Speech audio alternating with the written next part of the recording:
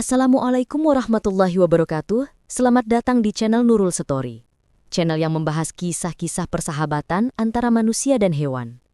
Namun, sebelum kita masuk ke ceritanya, buat kalian yang belum subscribe channel Nurul Story, jangan lupa di-subscribe terlebih dahulu ya, like dan komen, agar kalian tidak ketinggalan di cerita-cerita terbaru dari kami. Dan bagi teman-teman yang sudah gabung di channel Nurul Story, saya doakan semoga rezeki kalian semua dilancarkan oleh Allah Subhanahu wa Ta'ala. Amin.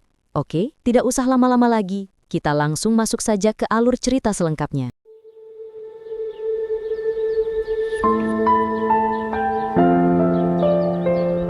Pagi itu masih gelap ketika Nenek Siti bangun.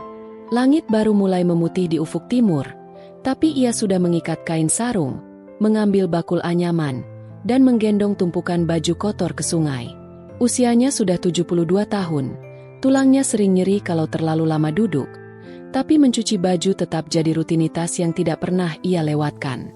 Sungai kecil di belakang desa itu sudah seperti rumah kedua baginya. Di sana ia bisa bicara sendiri tanpa ada yang menegur, tanpa ada yang mengingatkan betapa sepinya hidupnya. Sejak suaminya meninggal 15 tahun lalu karena demam tinggi, lalu anak tunggalnya pergi merantau ke kota dan tak pernah kembali. Entah hilang entah mati, tak ada kabar. Nenek Siti hidup sendirian di gubuk kayu kecil di pinggir sawah. Rumahnya sunyi, hanya suara ayam tetangga dan angin malam yang menemani. Ia sudah terbiasa, katanya pada dirinya sendiri setiap hari, tapi terbiasa tidak sama dengan tidak sakit. Hari itu ia berjalan pelan menuruni jalan setapak yang licin karena embun. Bakul di punggungnya bergoyang-goyang. Di tepi sungai, ia menurunkan bakul, duduk di atas batu besar yang sudah datar karena sering diduduki, lalu mulai membasahi kain satu persatu. Airnya dingin menusuk tulang, tapi ia tetap sabar menggosok noda-noda kuning di baju lama. Sesekali ia mengangkat wajah, menatap aliran air yang tenang, dan tersenyum kecil. "Kalau kau masih ada, pasti kau yang bantu angkat bakul ini," gumamnya pada suami yang sudah tiada. Saat matahari mulai naik, kabut di permukaan sungai perlahan hilang. Nenek Siti baru saja mengguyur kain terakhir ketika ia mendengar suara aneh. Bukan suara air, bukan suara burung. Lebih mirip erangan pelan yang tertahan, seperti orang kesakitan tapi takut berteriak keras. Ia menoleh ke kiri, ke kanan, lalu ke arah semak-semak besar di seberang sungai yang agak dalam. Di antara akar-akar pohon beringin tua yang menjulur ke air, ada sesuatu yang bergerak lemah. Awalnya ia mengira itu hanya batang kayu besar yang hanyut. Tapi batang kayu tidak berdarah. Dan batang kayu tidak punya mata. Nenek Siti menahan napas. Tubuhnya langsung kaku. Di depannya, tergeletak makhluk yang belum pernah ia lihat seumur hidup. Tubuhnya panjang seperti ular. Sisiknya hijau kehitaman berkilau basah. Tapi kepalanya seperti kerbau kecil. Tanduk pendek, hidung lebar, dan mata besar yang sekarang menatapnya dengan penuh kesakitan. Di sisi tubuhnya, tertancap tombak tua berkarat. Darah mengalir deras bercampur air sungai, membentuk genangan merah di sekitarnya. Nenek Siti hampir menjatuhkan sabun colek yang dipegangnya. Jantungnya berdegup kencang. Kakinya ingin lari, otaknya berteriak, makhluk siluman. Tapi ada sesuatu yang membuatnya tetap di tempat. Mata makhluk itu. Mata itu tidak ganas. Mata itu memohon. Darah terus mengalir. Makhluk itu mencoba menggerakkan tubuhnya. Tapi setiap gerakan membuat tombak bergoyang dan luka semakin lebar. Ia mengeluarkan suara lagi, pelan. Seperti isakan anak kecil yang menahan tangis. Nenek Siti menutup mulutnya dengan tangan. Air mata tiba-tiba mengalir di pipinya tanpa ia sadari. Ia teringat anaknya dulu. Waktu masih kecil jatuh dari pohon kelapa, kakinya berdarah, menangis memanggil-manggil, "Emak, emak tolong." Suara makhluk ini mirip sekali, persis sekali. Dengan tangan gemetar, ia melangkah mendekat. Air sungai mengguyur kakinya sampai betis. "Jangan takut, nenek tidak akan sakiti," katanya lirih. Meski suaranya sendiri bergetar hebat, makhluk itu memandangnya, matanya berkaca-kaca. Lalu perlahan menunduk, seolah menyerahkan nyawanya. Nenek Siti sampai di dekatnya. Bau darah menyengat. Ia memegang gagang tombak dengan kedua tangan. Ini pasti sakit sekali ya. Sabar sebentar, ya. Bisiknya. Ia tarik napas dalam-dalam, lalu menarik tombak itu sekuat tenaga. Makhluk itu mengeluarkan jeritan pendek yang memilukan. Tubuhnya menggeliat keras hingga air terciprat kemana-mana. Tombak lepas. Darah menyembur lebih deras. Nenek Siti langsung menekan luka itu dengan kain basah yang tadinya untuk mencuci. Sabar, sabar. Sudah lepas, sudah lepas. Makhluk itu terkulai lemah. Napasnya tersengal. Nenek Siti menatap tubuh panjang yang kini tak bergerak lagi. Kalau dibiarkan di sini, pasti mati. Mungkin dimakan buaya sungai, mungkin ditemukan pemburu dan dibunuh lagi. Tanpa pikir panjang, ia membuka kain sarungnya, mengikat tubuh makhluk itu di pinggangnya seperti menggendong bayi besar, lalu menariknya perlahan ke tepi. Berat sekali. Kakinya nyaris terpeleset berkali-kali. Tapi ia terus menarik. Napasnya ngos-ngosan. Air mata bercampur keringat. Bertahan ya. Nenek bawa pulang. Nenek rawat. Jangan mati di sini sendirian. Katanya terbata-bata sambil menarik. Makhluk itu tidak melawan. Kepalanya yang seperti kerbau terkulai di bahu nenek. Napasnya pelan menghembus leher nenek yang sudah keriput. Sampai di tepian, Nenek Siti duduk dulu menarik napas. Tubuhnya basah kuyup. Tangannya penuh darah. Ia menatap makhluk di pangkuannya itu. Masih bernapas, meski lemah sekali. Dengan sisa tenaga, ia mengikat tubuh ular itu di punggungnya menggunakan kain panjang. Bakul ditinggalkan di sungai, lalu berjalan tertatih pulang. Langkahnya pelan, tapi pasti. Setiap orang yang bertemu di jalan menatapnya dengan mata melotot. Ada yang berbisik, ada yang lari ketakutan. Tapi Nenek Siti tak peduli. Ia hanya terus berbisik pada makhluk di punggungnya. Sabar ya nak, sebentar lagi sampai rumah. Nenek janji, nenek tidak akan biarkan kau sendirian. Sampai di depan gubuk kecilnya, ia menurunkan makhluk itu pelan-pelan di atas tikar anyaman. Pintu ditutup rapat, jendela ditutup. Hanya ada mereka berdua sekarang. Nenek Siti duduk di sampingnya, memandang luka yang masih berdarah, lalu menangis pelan.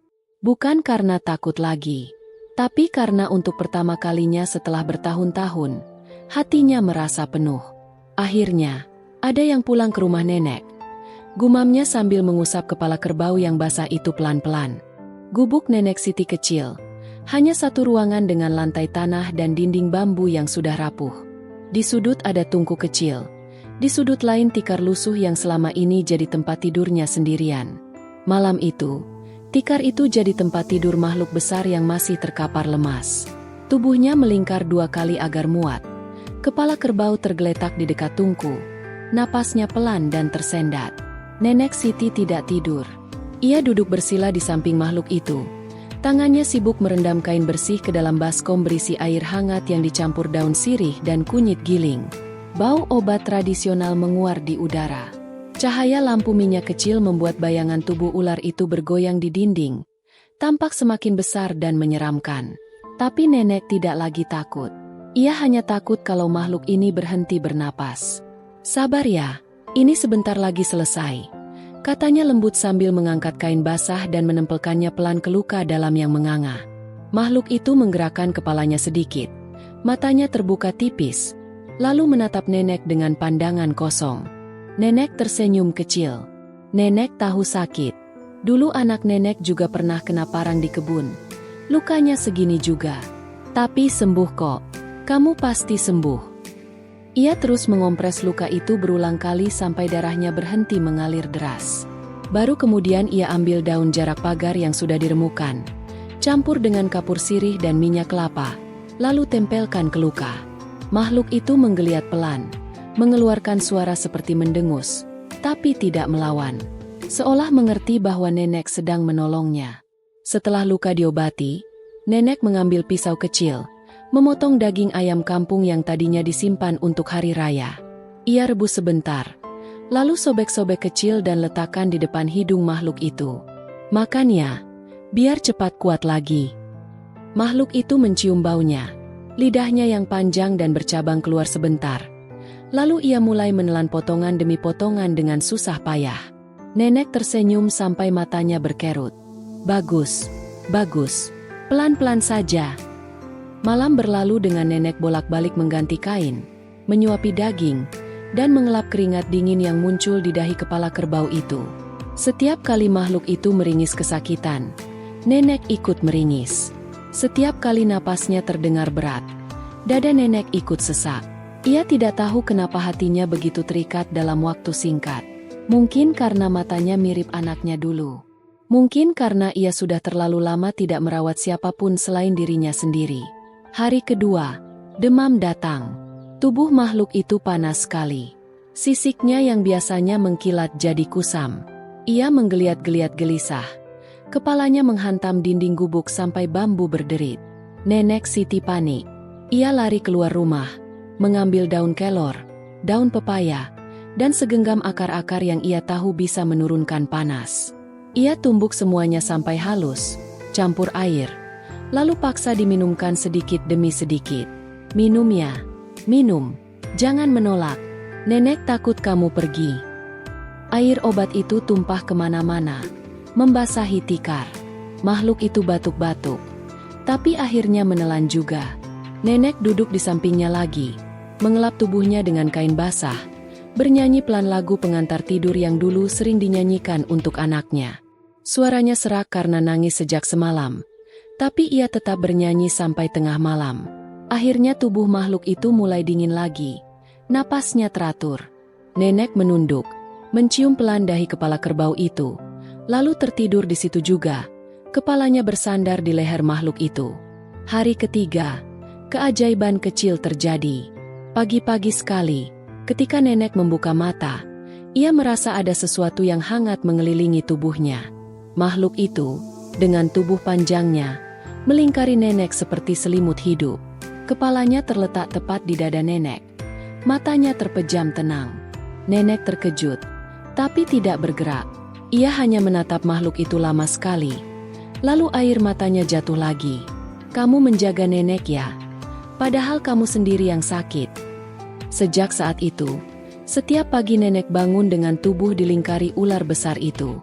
Ia tidak lagi merasa dingin di malam hari. Ia tidak lagi terbangun karena mimpi buruk tentang anaknya yang hilang. Ada kehangatan baru di gubuk kecil itu. Kehangatan yang sudah lama hilang. Luka mulai mengering di hari kelima. Nenek tetap ganti obat setiap pagi dan sore. Tetap suapi daging atau ikan kecil yang ia dapat dari sungai. Suatu sore, ketika nenek sedang mengelap sisiknya yang mulai mengkilat lagi, makhluk itu tiba-tiba mengangkat kepalanya, menatap nenek dalam-dalam, lalu dengan sangat pelan menggosokkan pipinya yang keras ke pipi nenek yang keriput. Gerakan itu lembut sekali, penuh rasa terima kasih yang tak bisa diucapkan dengan kata-kata. Nenek Siti terpaku. Air matanya mengalir tanpa suara. Ia peluk kepala kerbau itu erat-erat, seperti memeluk anak yang pulang setelah bertahun-tahun pergi. Kamu tidak boleh pergi lagi. Janji ya, nenek sudah tidak punya siapa-siapa. Tinggal kamu sekarang. Makhluk itu mendengus pelan, lalu menundukkan kepala di pangkuan nenek, seolah mengiyakan. Malam itu, untuk pertama kalinya dalam bertahun-tahun, Nenek Siti tertidur dengan senyum di bibirnya. Di sampingnya, makhluk besar itu melingkari tubuh tuanya dengan hati-hati, menjaga agar nenek tidak kedinginan. Di luar, angin malam bertiup kencang, tapi di dalam gubuk kecil itu, hanya ada suara napas dua makhluk yang saling menjaga satu sama lain. Nenek Siti tidak lagi sendirian.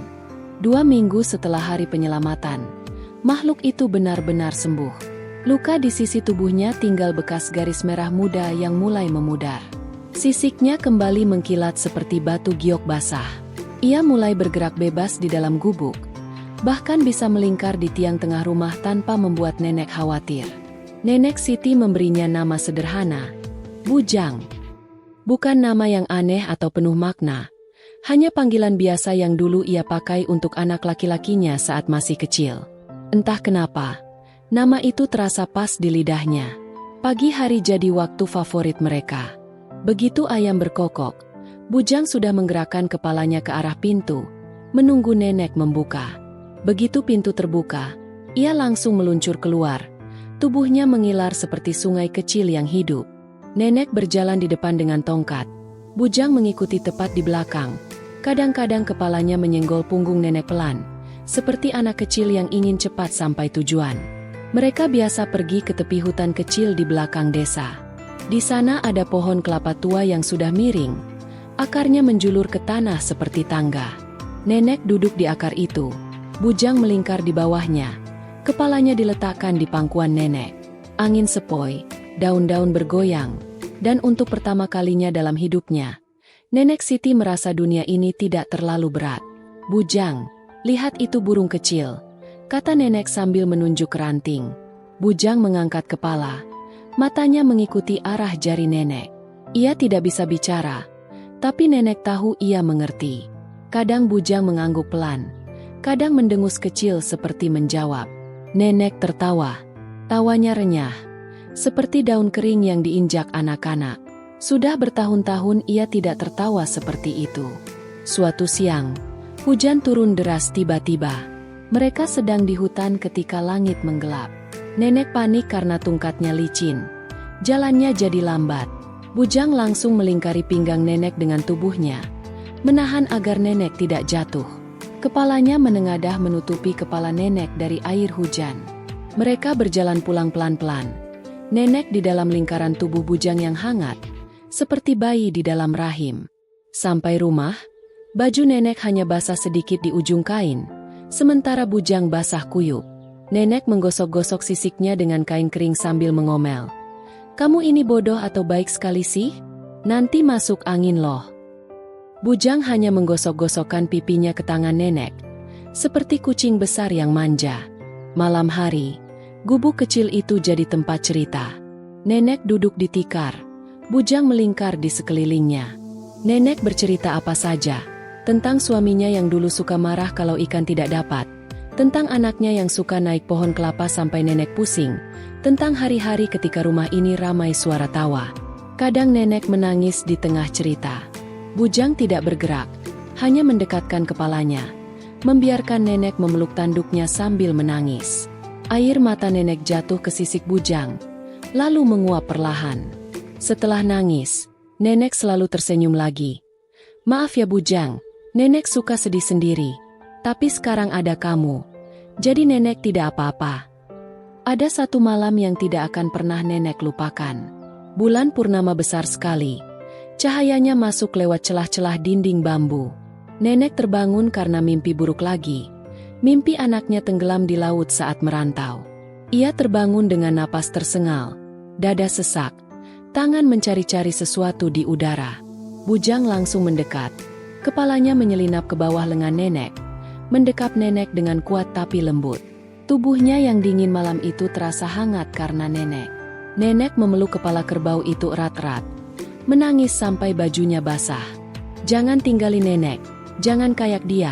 Janji ya Bujang, janji." Bujang mengangguk pelan, tanduknya menggosok dagu nenek, seperti mengatakan, "Aku di sini, aku tidak akan pergi." Malam itu nenek tidur lagi dalam pelukan Bujang, dan untuk pertama kalinya mimpi buruk itu tidak kembali.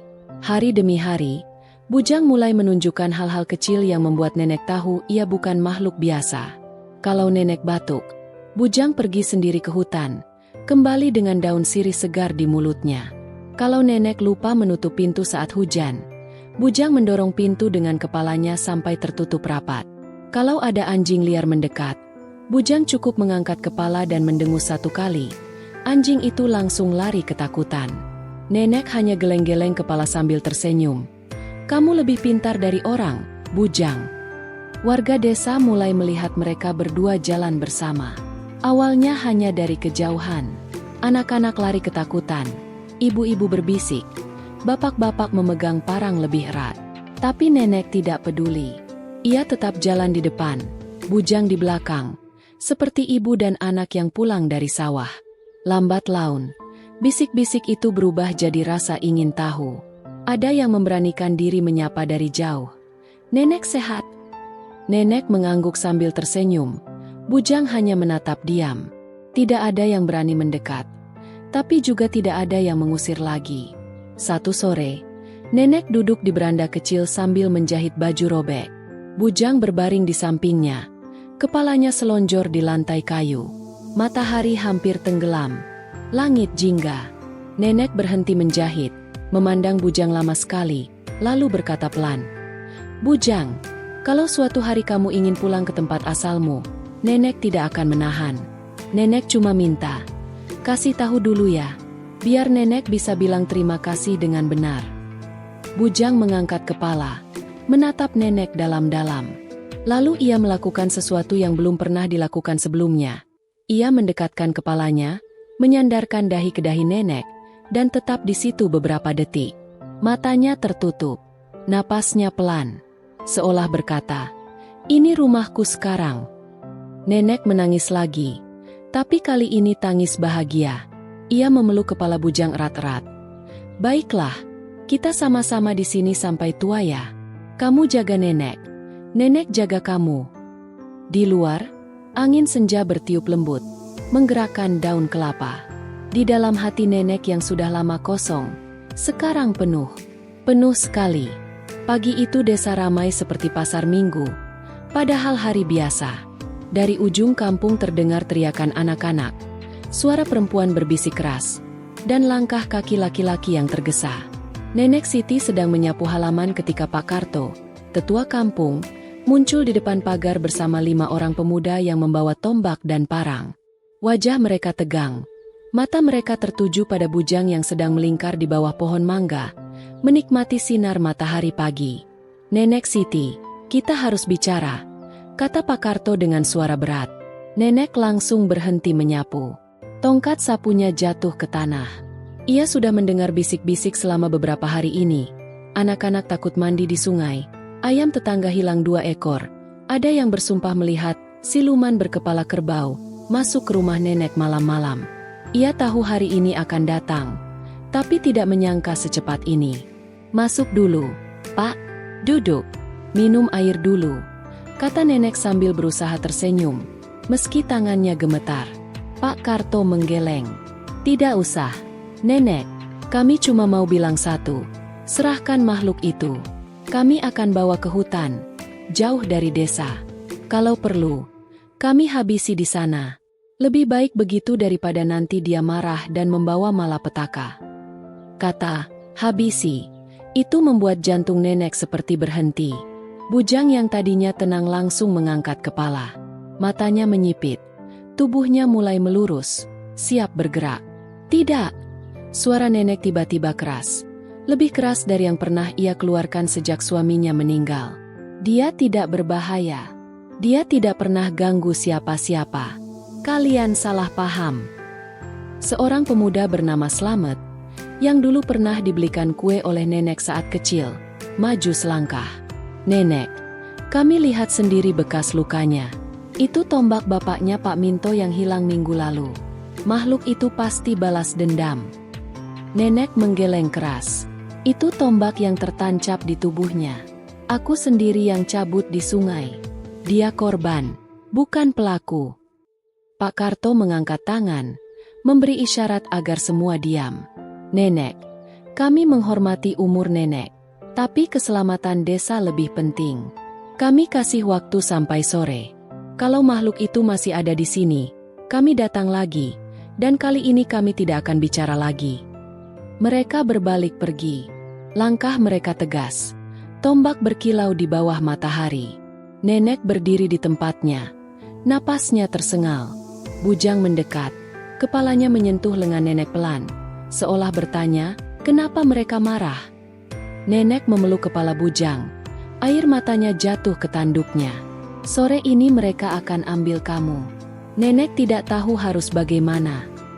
Sepanjang siang, Nenek gelisah. Ia mondar-mandir di dalam gubuk, membuka laci tua, mengeluarkan surat-surat lama, foto anaknya yang sudah menguning. Ia duduk di tikar, memandang Bujang yang diam saja di sudut. Matanya tidak lepas dari Nenek. Akhirnya Nenek mengambil keputusan. "Kamu harus pergi sekarang, Bujang. Masuk hutan dalam-dalam. Jangan balik lagi." Nenek baik-baik saja sendirian, seperti dulu. Bujang tidak bergerak. Ia hanya menatap Nenek dengan mata besar yang mulai berkaca-kaca. Nenek menangis lebih keras. Pergi. Nenek tidak mau kamu mati karena nenek. Tapi bujang malah mendekat, melingkari tubuh nenek erat-erat. Kepalanya bersandar di dada nenek. Tubuhnya bergetar. Untuk pertama kalinya nenek merasakan bujang takut. Takut kehilangan. Sore menjelang. Langit mulai merah. Suara langkah kaki terdengar lagi. Kali ini lebih banyak. Ada obor menyala meski belum gelap. Nenek berdiri di depan pintu. Tangannya memegang tongkat kayu yang biasa dipakai nyodok buah. Bujang berdiri di sampingnya. Tubuhnya menegang. Sisiknya berdiri seperti duri. "Nenek, mundur!" teriak Pak Karto. "Kami tidak mau lukai nenek." "Tapi kalian mau lukai anakku," jawab nenek dengan suara pecah. Dia satu-satunya keluarga yang nenek punya sekarang. Obor dilempar ke halaman.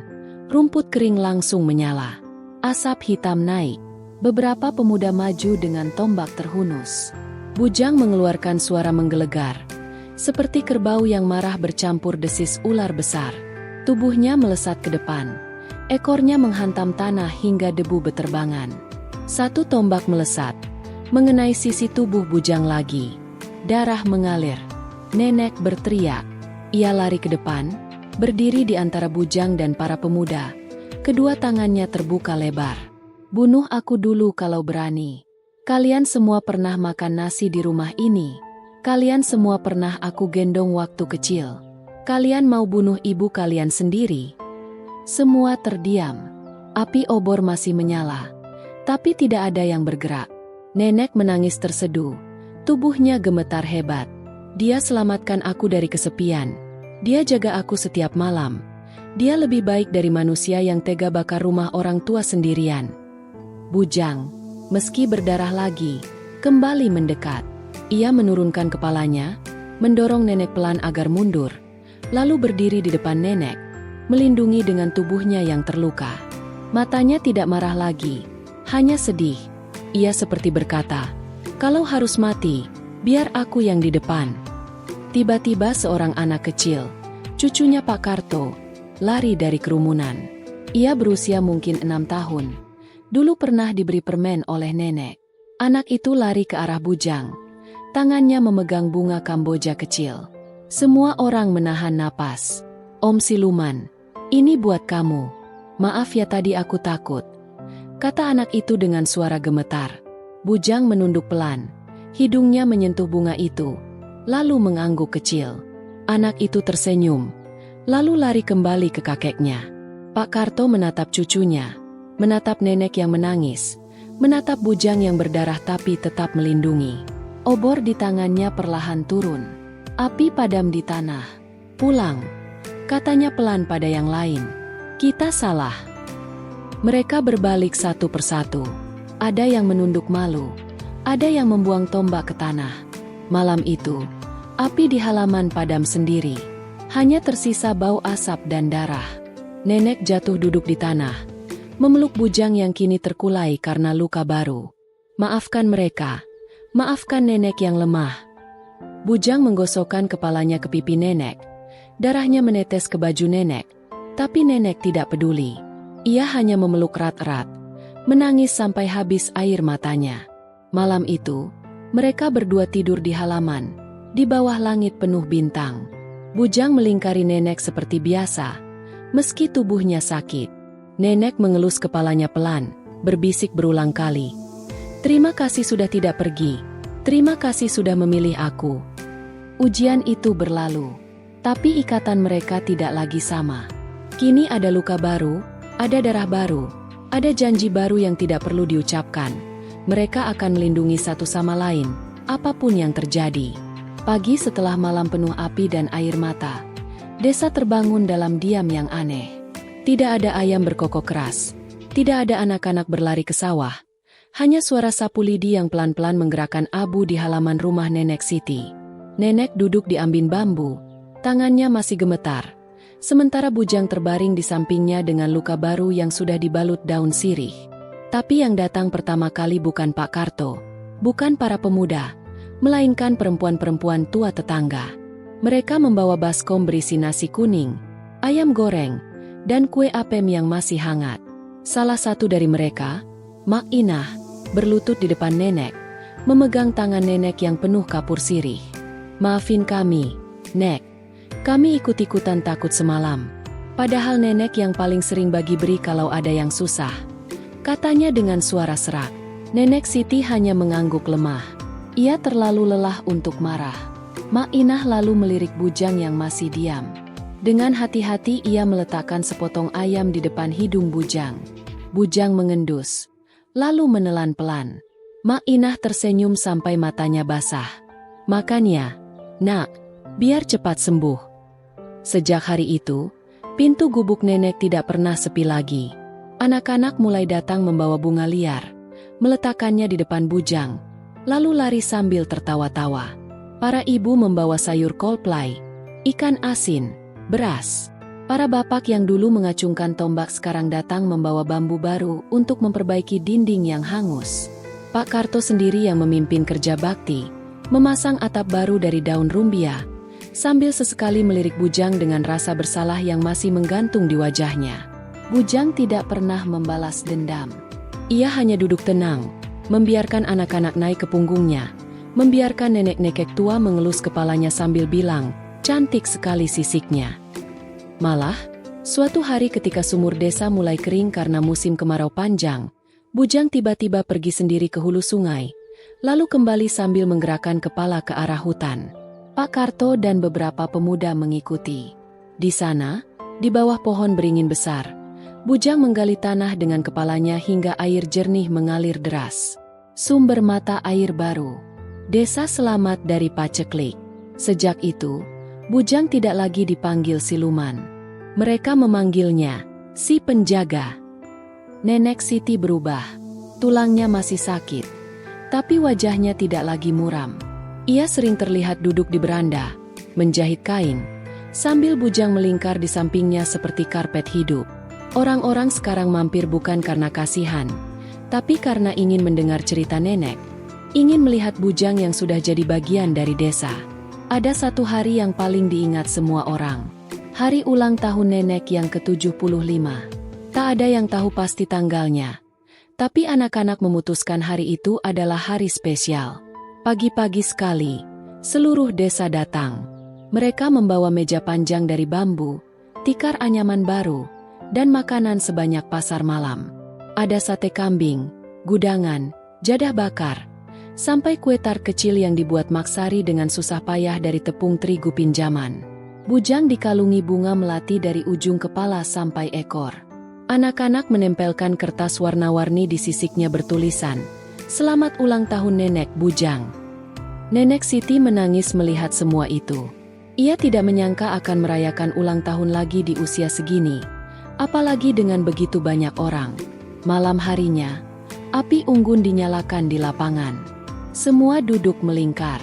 Nenek Siti dipakaikan kain batik baru oleh cucu-cucu kecil yang dulu takut padanya. Lalu Pak Karto berdiri.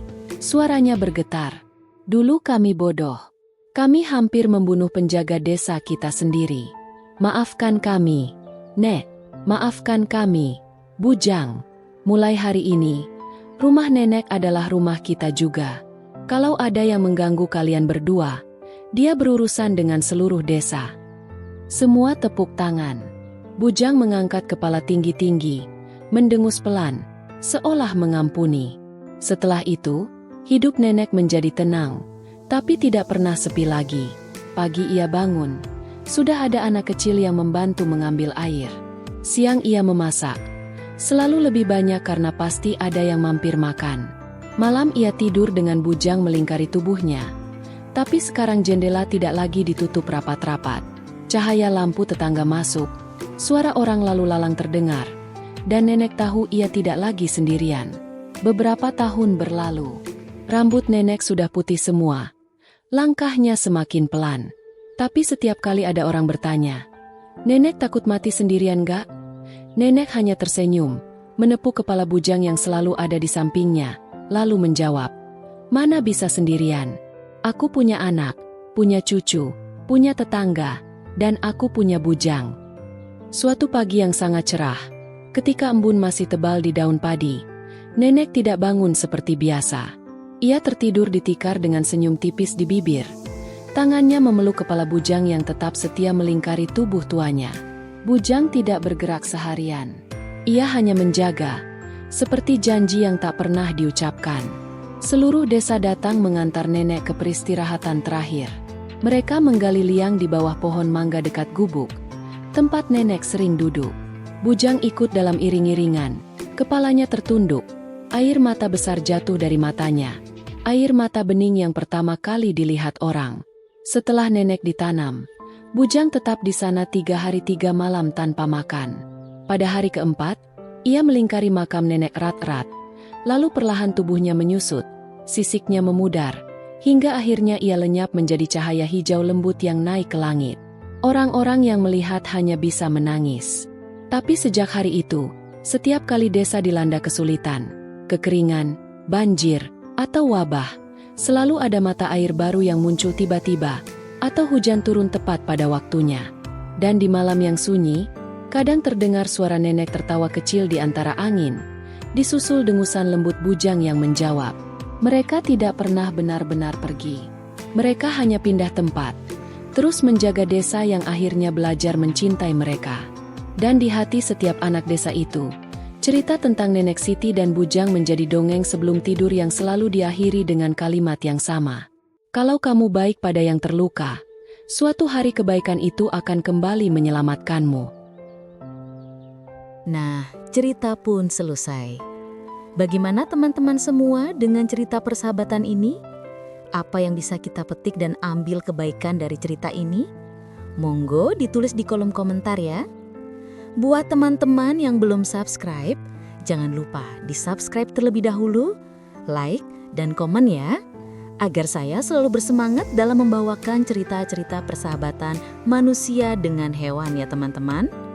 Akhir kata, saya pamit undur diri ya teman-teman. Sekian, wassalamualaikum warahmatullahi wabarakatuh.